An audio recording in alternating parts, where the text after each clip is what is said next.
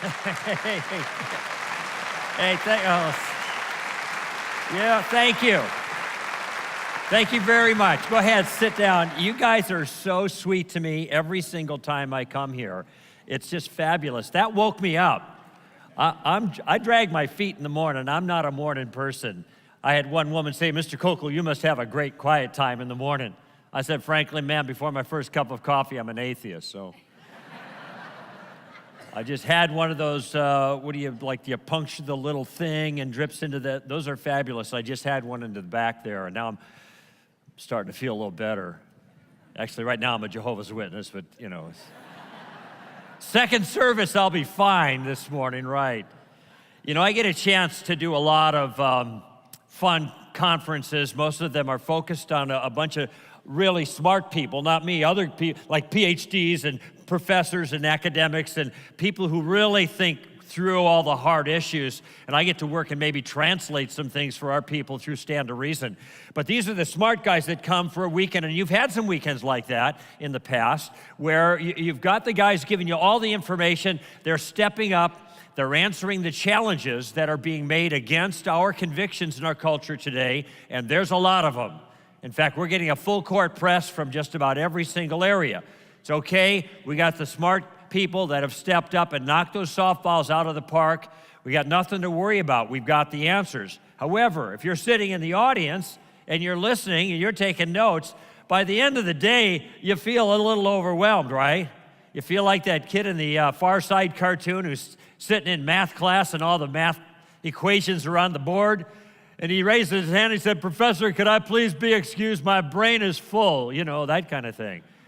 What are you going to do with all this information? And whether you're at the conference or not, if you're reading some stuff, you go to the website, you listen to Pastor Rick and others of your trainers here on campus and your pastors, and you're gathering this good information, and you know you want to use it as a follower of Christ to reach out in the community and to make a difference for the kingdom's sake. But how do you do that? There's something missing in these conferences characteristically. The thing that's missing is a bridge from the content to the conversation, a bridge from the, say, scholarship to the relationship. How do you take that stuff that you know, the things that you've been learning, and kind of integrate them into a conversation in a casual way, a way that doesn't make you look weird, and it doesn't, and it helps your engagements to look more like diplomacy than D-Day, okay? Well, that's why they asked me to come to these conferences, and I usually give the final talk, and I lay out for them in that final talk what it looks like to have a bridge, and that's what I want to talk with you about this morning. So I see a lot of pens and papers out, and I'm glad you're going to take some notes, because this is going to be possibly the most practical talk you will ever hear as a follower of Christ with regards to communicating your convictions effectively with other people. So as you're getting ready to take some notes, I want to say something, though, at the outset that may surprise you. And in fact, it's controversial because when I say this, I have some real important friends of mine that push back kind of hard, but I'm going to stick behind it because I've seen the wisdom and the impact it has on other people. So here's the statement, and then I'll explain it. I've been a Christian 40 years, been in this kind of enterprise almost the whole time, been in talk radio 25 years. However, I never have it as a goal when I begin to engage somebody in some way that I hope will have a spiritual impact. I never have it as a goal to lead that person to Christ. Well, that's different.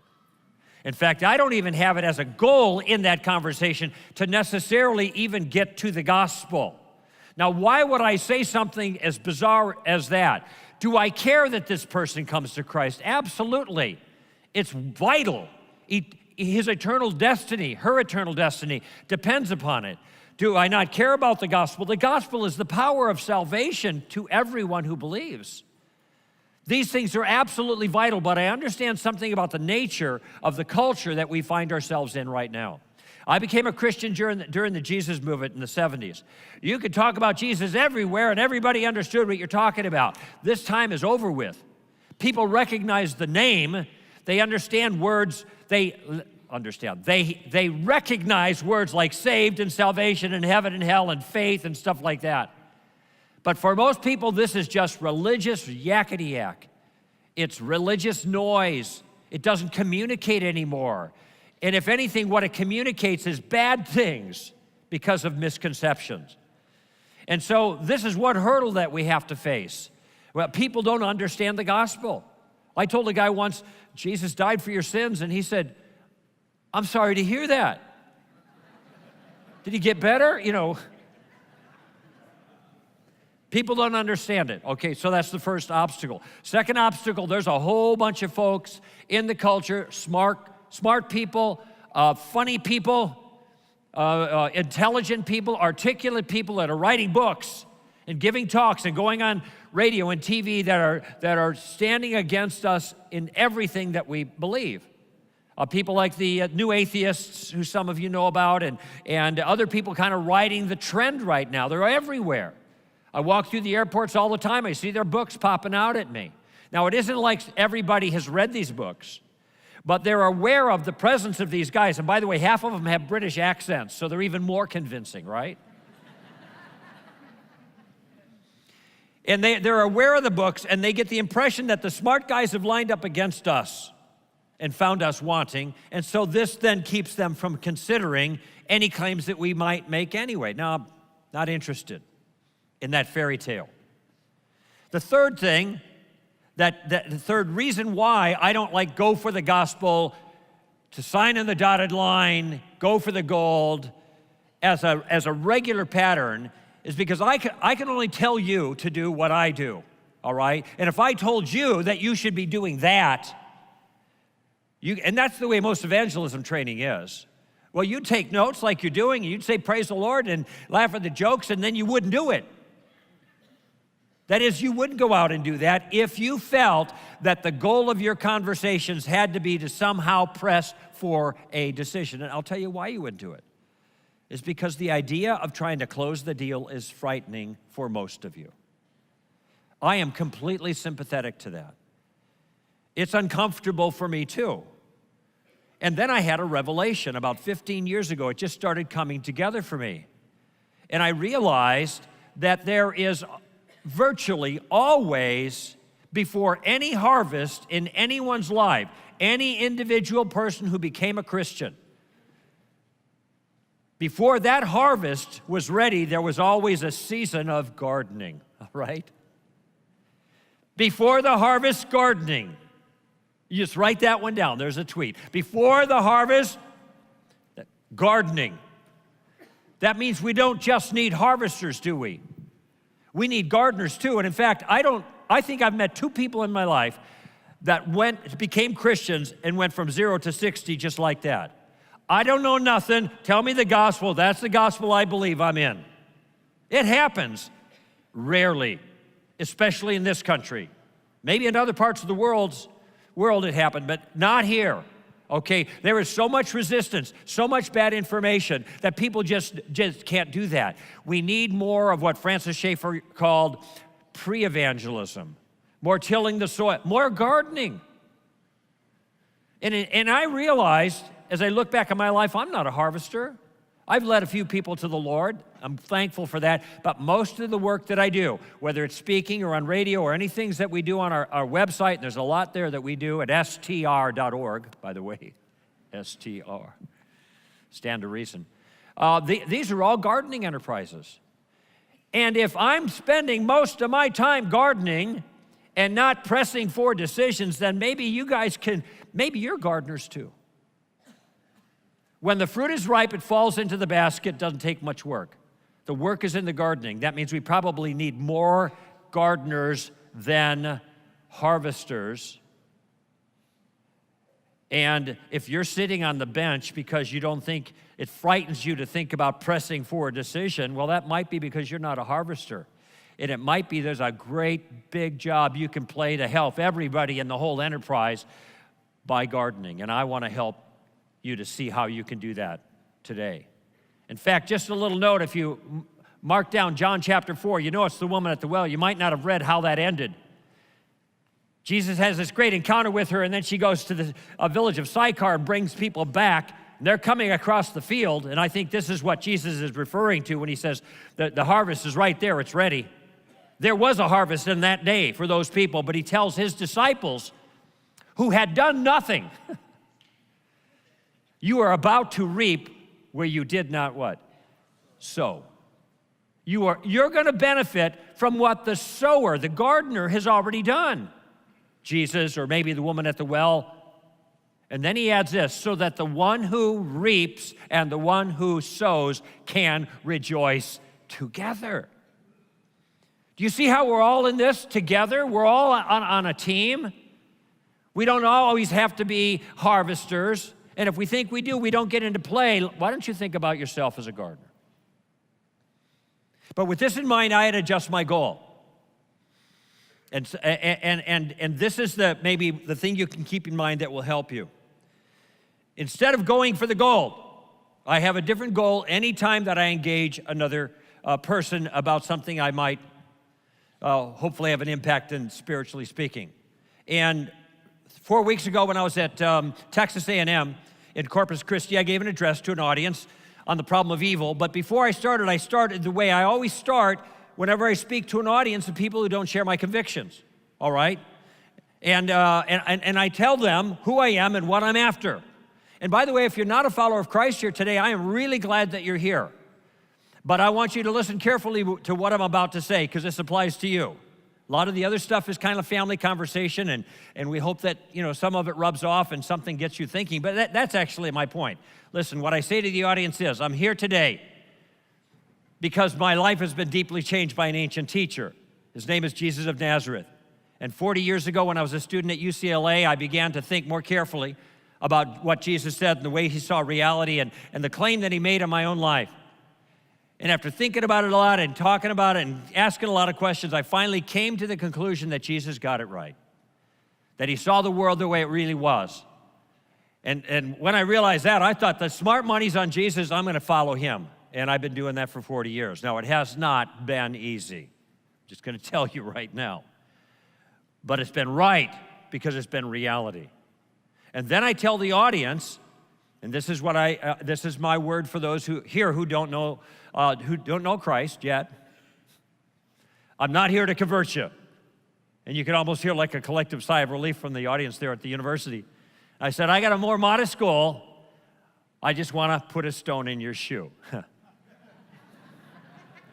I just want to annoy you in a good way, all right?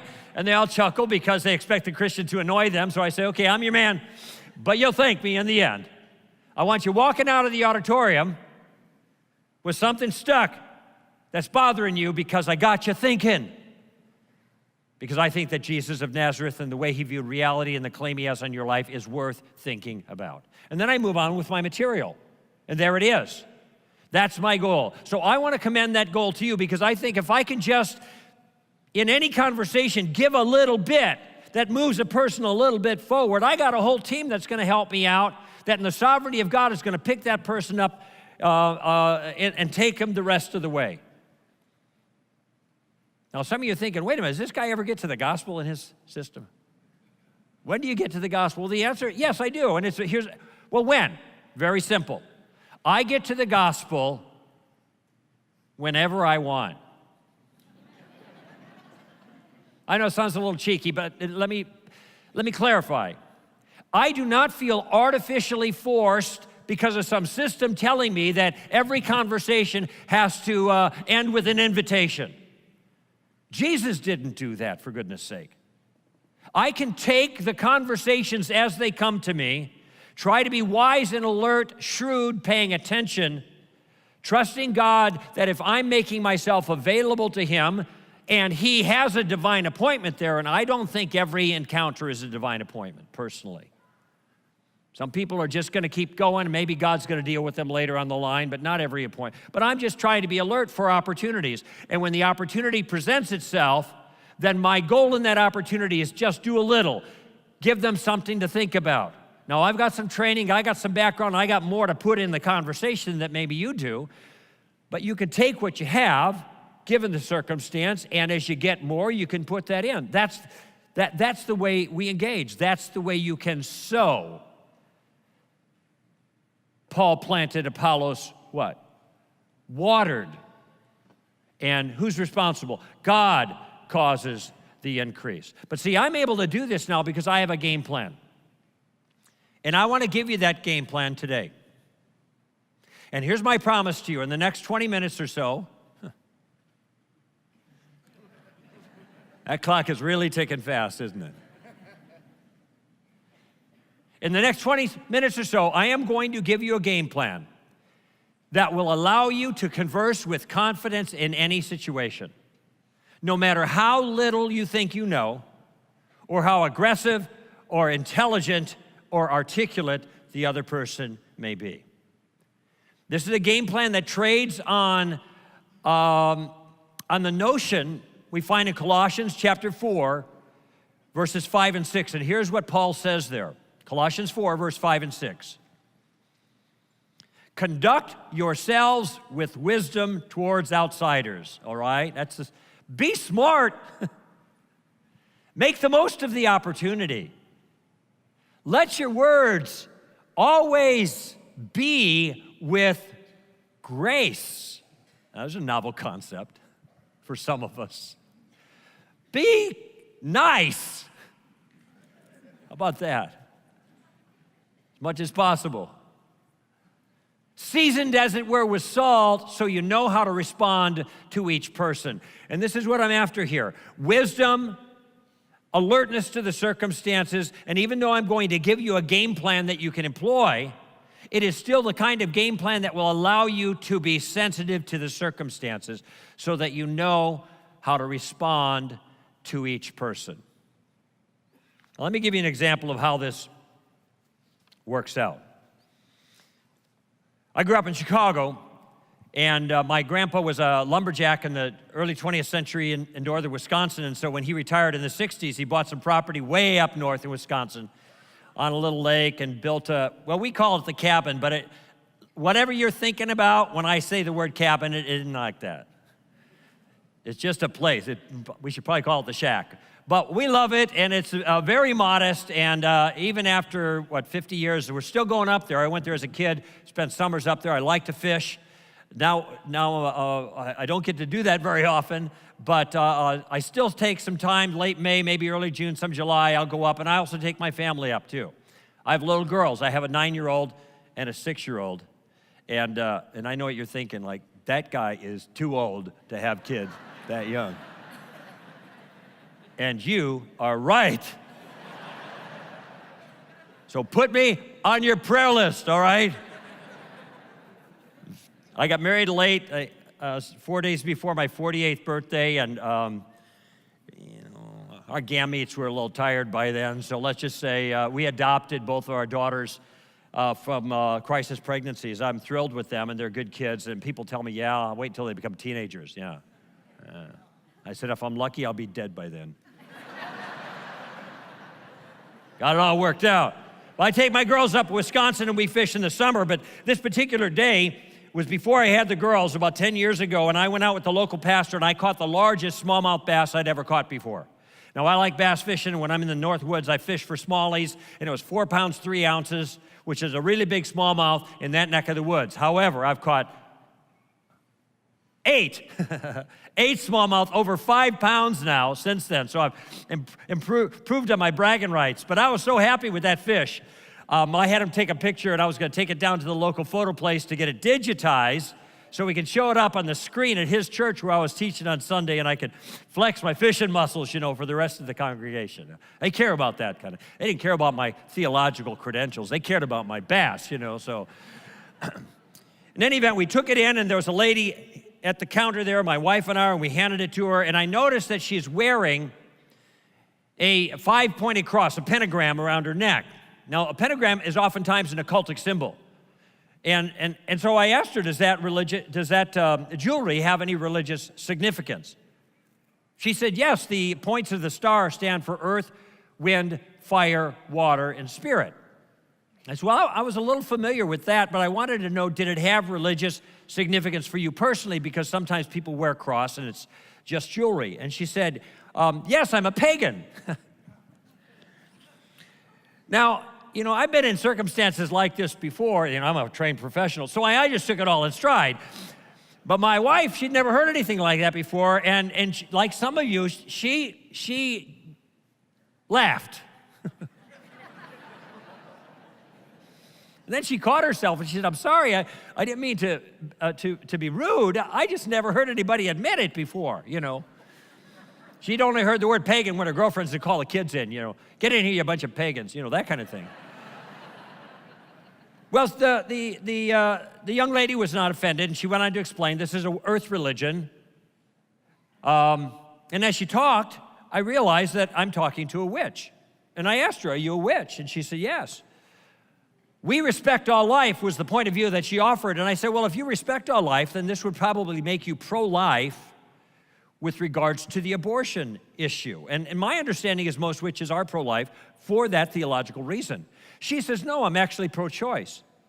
I said, isn't that unusual for a witch to be pro-choice? She said, well, it is a little bit. And then she qualified her statement. She said, these were her exact words. I know I could never do that, referring to abortion. I could never kill a baby. Her words, not mine. Now, stand to reason, we have training material about abortion. It's called Making Abortion Unthinkable, the Art of Pro-Life Persuasion, in which, as a persuasive enterprise, we engage people thoughtfully with science and philosophy to demonstrate that abortion takes the life of an innocent human being without proper justification. Baby killing, if you will, but we don't use that language because we don't want people to dismiss us because we're using rhetoric to make our point, all right? But I wasn't the one who was calling abortion baby killing here. It was the person who was pro-choice who was referring to abortion as baby killing. Look, I want to tell you something. If you get nothing else from our time together here, please, I hope you get in your mind a conviction you've got to listen to what other people say when you're talking with them, because they're going to give you all kinds of information that's going to help you in having a productive conversation. She is the pro-choicer who is labeling abortion as baby killing. Am I going to use the word abortion anymore now in our conversation as we talk about it? No, I'm going to take what she's just given me. She said, I know I could never do that. I could never kill a baby. And then she gave the reason why. She said, I wouldn't want something bad to come back on me.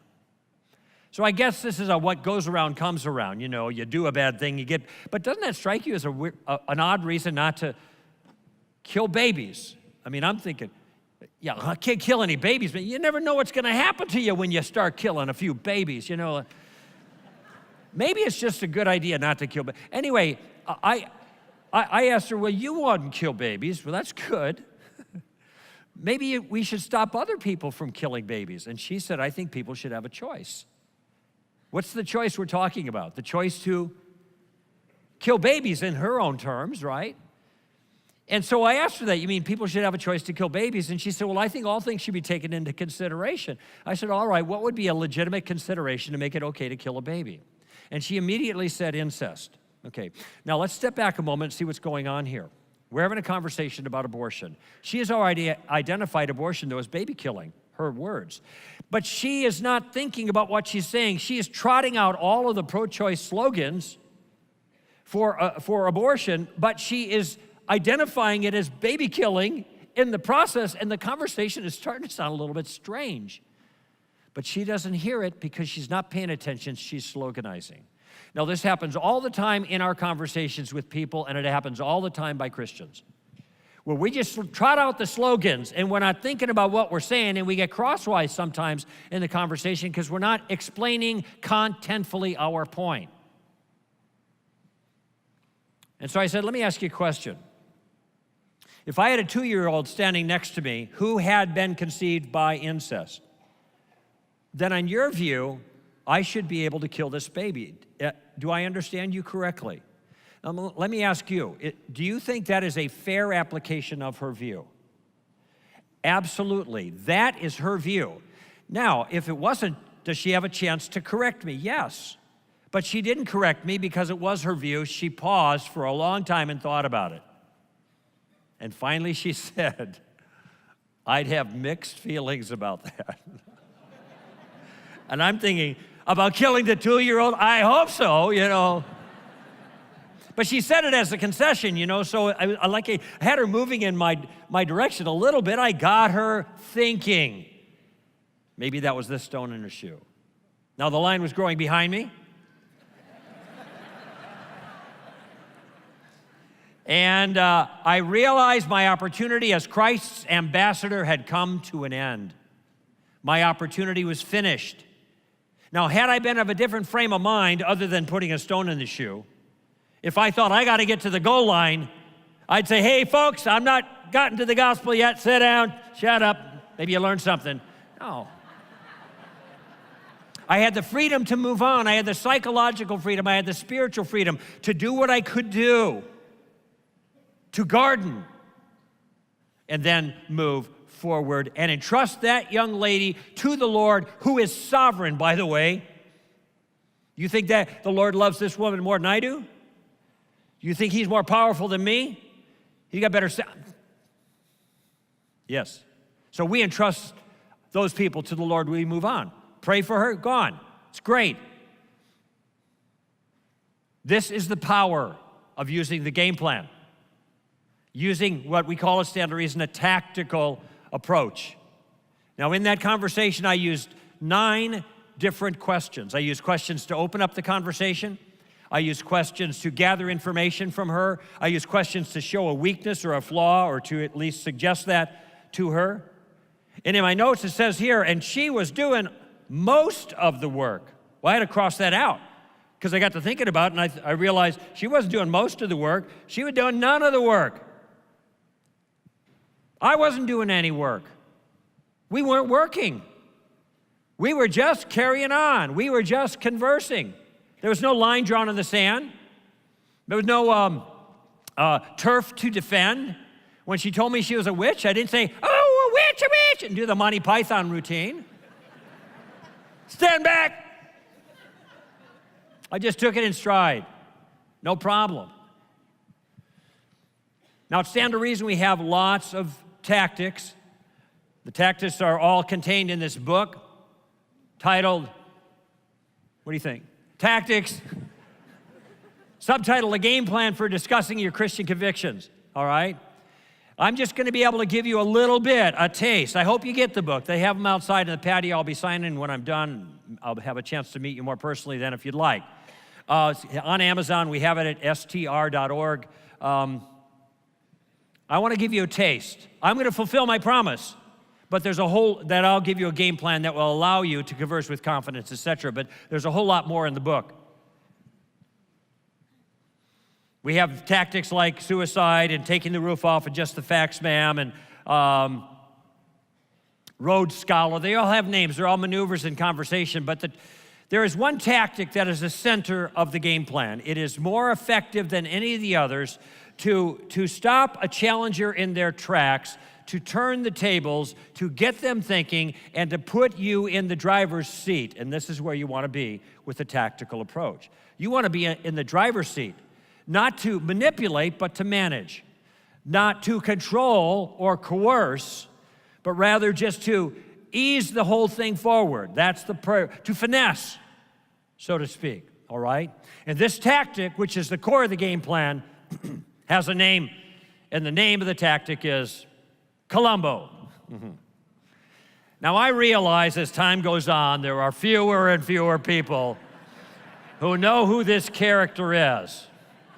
But I make a lot of flights back to the 60s and the 70s, because that's kind of where I live. Lieutenant Columbo, the famous lieutenant of TV fame 4 decades ago, shows up on a crime scene wearing a trench coat, right? Looks like he slept in it like this one. I got my trench coat at Salvation Army. Whenever you get something at Salvation Army, you always want to check the pockets, because you never... Wait a minute. What's this? Oh, my gosh, look it. Perfect. Lieutenant Columbo always had a cigar, right? Now listen, Fred, don't worry about this. This is a plastic cigar, all right? No problem. In fact, I hate real cigars. Whenever I find a real cigar, I always destroy it by fire. Completely. I don't want anybody to stumble, right? Lieutenant Columbo also has a pad of paper. He can't use his pad of paper, though. Why not? You know. He doesn't have a pen or a pencil. You know he's not prepared. He's got to bum a pencil off of somebody, and he's walking around looking at stuff, scratching his head. This guy doesn't look like he can think his way out of a wet paper bag. I mean, he's stupid, right? But he's stupid like a fox because he's got a plan. And at some point, he'll just pause for a moment and say something like this. I don't know. There's something about this thing that bothers me. Do you mind if I ask you a question? So he asks this question, he gets the answer back, and thank you you're very intelligent. One more thing.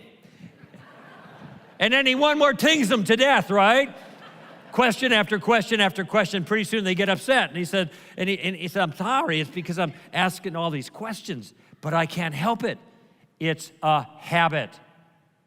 And this is a habit that you ought to get into. The key to the Columbo tactic is that the Christian goes on the offensive in an inoffensive way with carefully selected questions that advance the conversation. Let me say that again. The key to the tactic is that the Christian goes on the offensive in an inoffensive way with carefully selected questions that advance the conversation. Now, questions are powerful. For one, they're polite. You start asking people questions, general questions, draw them out. You want to know about them a little bit. You're showing interest in them, right? When you ask the question, who's doing most of the talking then? Hopefully. They are. Pressure's not on you. So interested is interesting. Everything's cozy. And you're getting information that could really be helpful for you to maybe step forward in some way, looking for an opening where you might be able to introduce some spiritual thing. So questions are key. Questions are your game plan. Columbo has 3 uses of questions. I am going to cover the first 2 uses of the questions, and I'm going to give you model questions in both cases, because all it takes is for me to cover those first 2 uses, even briefly, to satisfy my pledge to you, all right? Now, the third one, really important. You'll have to get the book. It's all in there, okay? Or you can go to our website. We have some things on it as well, but this will get you going, all right? What's the first use of Columbo? First use of Columbo is to gather information. Real simple, gather information. Columbo shows up at the crime scene. There's a dead body. How does he solve the crime? He's got to gather information. You encounter somebody that you would like in the Lord to have a spiritual impact on. Now what? You could start dumping a lot of spiritual information on them, which they just hear as religious yakety-yak, or you could begin to draw that person out and gather information about them. Now, I do this all the time. I sit in airplanes every week, and I'm I'm using my game plan. And or maybe look at when holidays are coming up. You know, some of you are cringing when you think about it because you know the people that are going to be sitting around that turkey or that ham or whatever it is that you have, and you know how it's gone in the past and it hasn't been that good, but you want to be faithful as a Christian. And this, for many of you, is the only opportunity you have to communicate these things. Now what? How about if you just plan for this year to gather information? That is, to get a more clear view on precisely what the people in your life think who don't agree with you. Is it not true that sometimes we're so earnest about communicating the truth of the gospel that we never listen to their side at all? It's going to be very difficult to speak to their needs, to know how to respond to each person if we don't have any information. So let me give you a model question that you can ask to accomplish that. Okay, here's the model question. What do you mean by that? What do you mean by that? Not, what do you mean by that? That's not what I'm saying here. I'm saying, what do you mean by that? Now, this is a model question. There's a lot of variation. Can you explain that a little bit more clearly for me? I'm a little confused about that particular point. Once I had a student come up to me and say, somebody said everything's relative. How do I answer the argument? I said, well, it's not an argument, it's just a statement. But you know how this kind of statement is meant to stonewall Christians, right? They say everything is relative, and in response to us, and we say, abadi, abadi, abadi, abadi. We don't know what to say, okay? How about this? Why don't we ask, what do you mean by that? What do you mean by relative? Now, I know what relativism is. I wrote a book on it, okay? But I'm not convinced they know what relativism is, all right? And by the way, once they explain, if they can, what they mean by relativism, I have another question. What do you mean by everything? How about that? Everything's relative? Listen, if everything means everything, isn't the statement everything's relative part of everything? Which would make the statement what? Relative itself. You see a problem there? That was just a little advanced peek at the suicide tactic, by the way. But you see, what work am I doing in that circumstance? I got to answer the question about relativism and all. No, I just ask a question. I ask the question and let them do the heavy lifting of explaining their view. And what? If I don't have an answer for it once they explain the whole thing, then what? Well, then I just move on. But I move on with a lot more information than I had before, and it allows me then to be better equipped next time. And they've got a chance to share their view. I say, okay, interesting, now I understand, and move on. This is not a defeat. This is a step forward. The battle's not over yet in any of this. It's just a step forward, okay? You're, in a certain sense, to use the military metaphor, you're just testing the line, all right?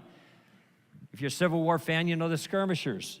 They're testing the line. No, I don't like the military metaphors because sometimes they communicate a wrong attitude or engagement. But in terms of the elements, I think tactics, you know, the word there, I think that there's a propriety. Just remember that you always speak with grace, seasoned with salt, you know, that's going in there, all right? So you get information there. That's really, really helpful to you. I had somebody call me on my radio show, and I do 3 hours of radio every week, have done at least that much for 25 years. You can podcast it if you want. When I'm out of town, I tell people 3 hours, that's just one LA commute. And you know I'm telling them the truth, right? So it's not burdensome, okay? But I had a person call me on the show and ask me for a recommendation of a book on Buddhism. I said, why do you want a book on Buddhism? Notice that's a what do you mean by that question, right? I need more clarification. He said, I have a friend that I work with who's a Buddhist, and I want to tell him about the Lord, but I don't know anything about Buddhism, so I better read up on it. I said, no, don't waste your money. Why not? Well, you got to buy the book, then you got to read the book, then you got to understand the book, and then it may not even be the Buddhism he believes in anyway. I got a better idea. What's that? Grab your buddy, take him down to the local watering hole, and buy him a latte or something, and you ask him, I understand you're a Buddhist. I don't know anything about Buddhism. I'm a Christian.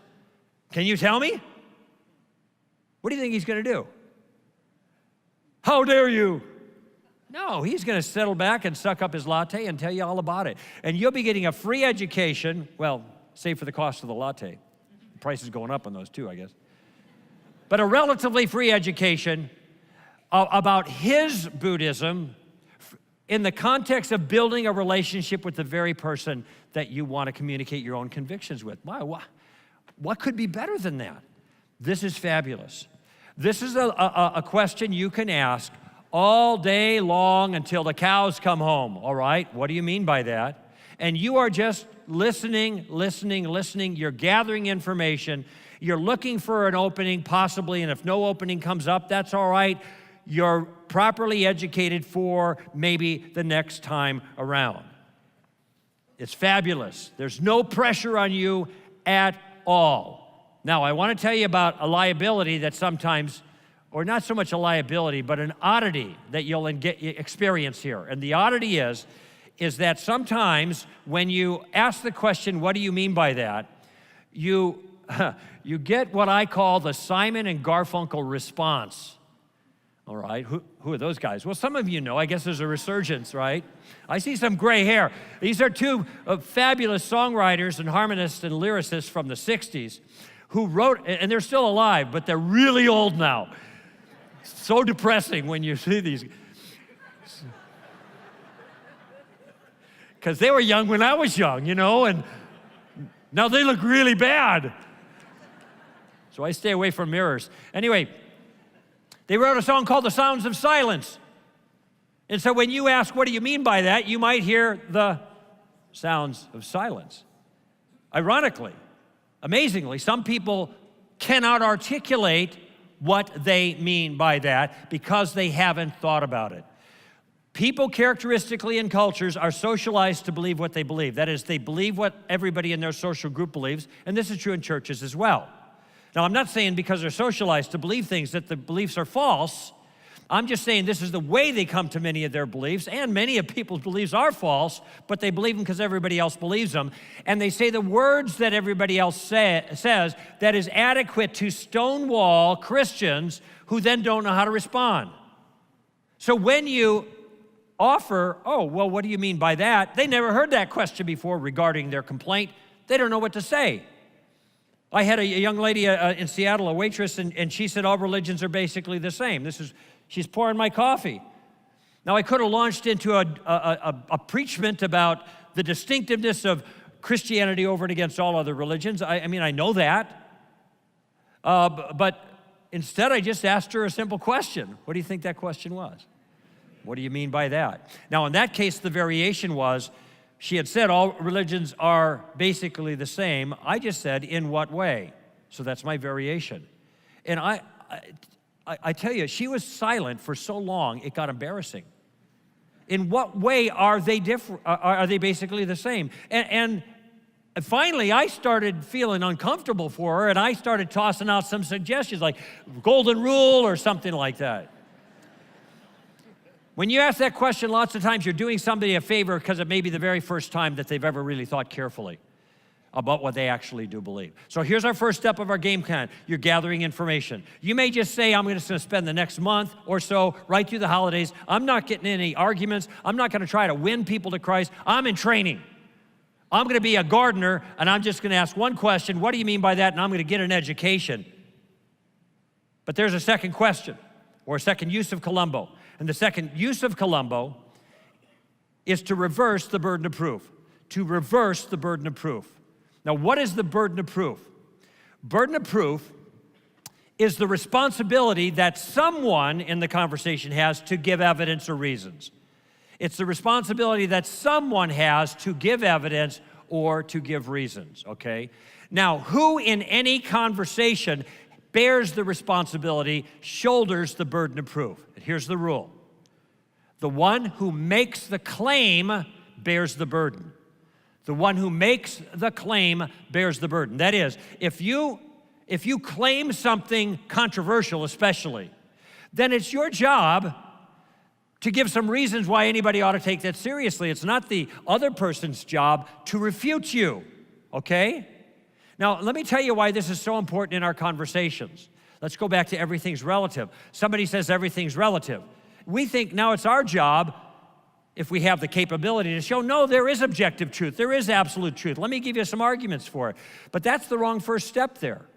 Because when we do that, we are giving the other person an absolutely free ride. That is, they can say anything they want against our view, and boy, now it's all up to us to do all the heavy lifting, and they just wait. And if we don't have the answers, they win by default. I think that's a mistake. In the immortal words of Ricky Ricardo, they got a lot of splaining to do themselves, right? I know, who's Ricky Ricardo? Desi Arnaz. Lucy, you cannot be on the show, that guy. The idea here is we're glad to hear their view. We're glad to get more detail on it, but they're not done yet. Once they give their controversial view, they got to back it up with some evidence, and that's what I want to know. And so here's my second question. Now, how did you come to that conclusion? Now, how did you come to that conclusion? Now, I'm assuming when I ask the question, looking for reasons for their view, that they actually have come to a conclusion and they have reasons for their view. This is not normally the case, and so don't be surprised if you hear Simon and Garfunkel again. Long silence. They haven't worked through it. I've actually had people tell me, well, I don't have any reasons for my view. Honestly, they said that. Then I have another question, right? Why would you believe something you have no reasons to believe in, you know? The guy said, well, I don't have any reasons for that either. There is so much you can do with these questions, and especially the second one. We are not going to let them tell a fairy tale to put our view to bed. We are going to force them genially, graciously to step up to the plate themselves and make sense of their view. You spend a month or so just asking the first question. Maybe in your own personal training, spend the second month asking the second question. By the way, I don't think you'll be able to wait till then because you'll be so excited hearing what people say and you wonder, oh my gosh, that is the craziest thing I've ever heard. Don't say that. But you're going to want to say, why would you ever believe a thing like that? And so you're going to get practice there. You're not going for the gold. You're not trying to close the deal. We're not even going to worry about that right now. We're going to garden. We're going to garden. And as we're gardening, look, you will never believe the kinds of things that God will do. I know this from my own experience and from 5 years with this book, people coming up to me and telling me all the transformation that has taken place in their life, even by using 2 simple questions. It's easy. It gets you going. It gets you into conversation. There's no pressure on you. It allows you to, those 2 questions allow you to converse with confidence in any situation, no matter how little you know or how aggressive, articulate, or educated the other person happens to be. See, I've fulfilled my promise, haven't I? It's not that hard. Now, there is a third step. I'll give you a hint. The third step is using questions to make a point. But in order to make a point, you have to know the point you're making, and that takes a little bit more education. This is what will get you started. And this is why Stand to Reason is here. We are here to help train ambassadors for Christ. On our website, we have thousands of pages of information. I mentioned the website already, str.org. I want to, stay in touch with you over time. I want to keep training you, even though I'm gone from here. So I want to tell you to do something that no pastor will ever tell you to do. Get out your phones and turn them on. Go ahead, you can do it. Rick's not watching. All right? And then I want you to go to your web browser and then type in these letters, www.str.org/signup. And there you see a form right there. Give us your name, first and last, please, because we index by last names. Put your email in there, put your address, let us know where we can send the material. We will send you free training material every single month. That includes our bi-monthly newsletter, Solid Ground, which, by the way, does not have pictures of our staff at bake sales, okay? It's not that kind of newsletter. You're going to get a hard-hitting article that I write or co-write with one of my other speakers that's going to help you deal with something right now in our culture. Okay, on the alternating months, you're going to get a 1-page mentoring letter from me, which I try to mentor you as a better ambassador for Christ. That's what you're in for. Lots of other stuff on the website. You can sign up for the radio show there. You can go to iTunes and get the Stand to Reason show as well there. Lots of things. We got video clips like crazy, training materials, all kinds of stuff, but it's there to help you to be a better ambassador for Christ. We want you off the bench, right? And so this is my challenge to you. Get off the bench. Now you got a game plan to do it. And it's a game plan that allows you to converse with confidence with a goal of putting a stone in somebody's shoe. It's easy. Anybody here can do this. Listen, if you forget everything from this morning, just remember to take a tip from Lieutenant Columbo. Always what? Ask questions. What do you mean by that? How did you come to that conclusion? That's your game plan. You don't have to hit home runs. You don't even have to get on base. All you have to do is get up in the batter's box, and those 2 questions will help you do that. All right. Lord, thank you so much for the time with this fine group once again. Always so much fun for me to talk to this energetic group of people who love you and are committed to the kingdom. Thank you for the time we've got to talk. This is a hard issue, Lord. We are being sent out into an increasingly hostile culture to stand for you, and we want to stand. We want to stand tall. We want to stand courageously. We want to stand confidently, and we want to stand intelligently. We want to make a case for our convictions so that people will take Jesus seriously. We need your help to do that. We can't do a single thing without your help.